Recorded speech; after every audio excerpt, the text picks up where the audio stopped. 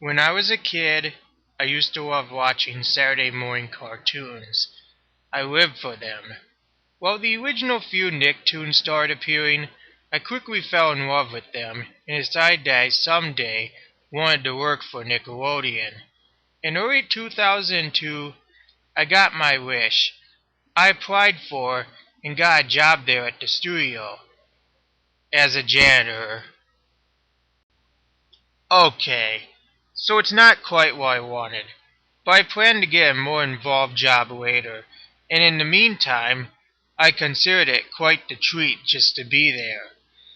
One day, I was told to replace a dying light in the vault. This got me fired up. I would finally get a sneak peek at all of those unaired shows. As it turns out, the vault was little more than a room with some shelves, more like a walk-in closet. The shelves held rows of film reels, labeled with the names for various shows and movies that, for whatever reason, were never aired. Most were unfinished, some weren't even considered funny or entertaining to be shown. At the end of the room was a small cardboard box sitting on the floor, containing about 50 flash drives. When I had finished changing the light, I decided to take a look at them. They were all white and labeled with black Sharpie. I had flipped through about 10, and of those had found 2 that interested me.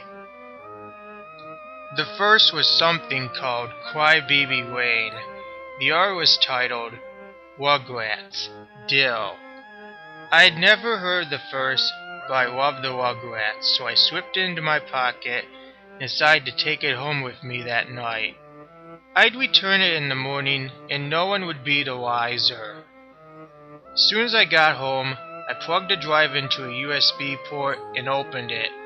As I had expected, it contained an AVI file. I double-clicked, and the show began. Unlike our episodes, it was a cold opening. Surprisingly, it was animated in the same style as the first movie. Very high quality for the show. Oddly, the house seemed darker than it should have been. The windows were boarded up, and there seemed to be a layer of dust over everything. Tommy was sitting in his high chair, and his head was resting on the tray. He looked up slightly, and his eyes were horribly sunken in. His stomach was swollen, and he was dangerously emaciated. Poor Tommy. He hadn't eaten in days. Just when I thought it couldn't get any worse, the scene switched to the living room. There was a weird-looking image displayed just before the switch. If you are curious about it, here it is.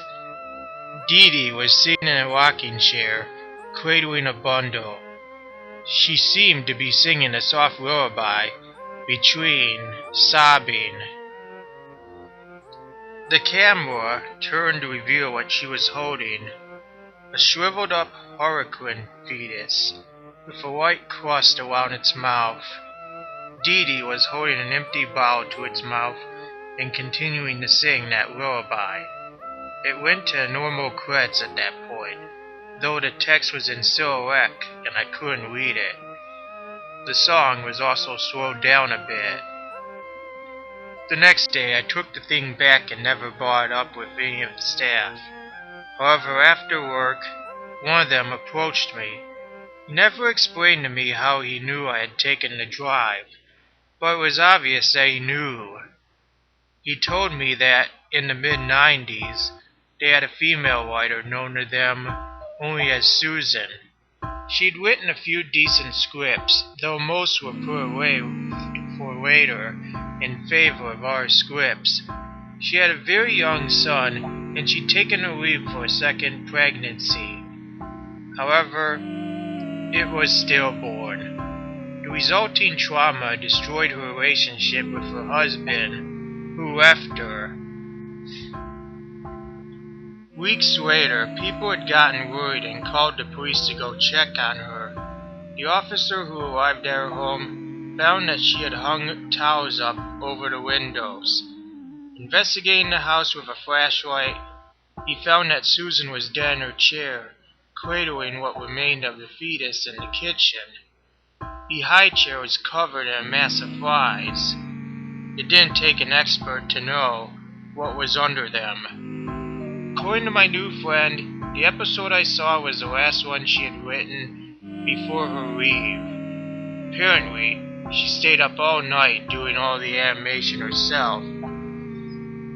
I continued to work there for several years until some new opportunities came along. But until my last day on the job, I never went to a vault again.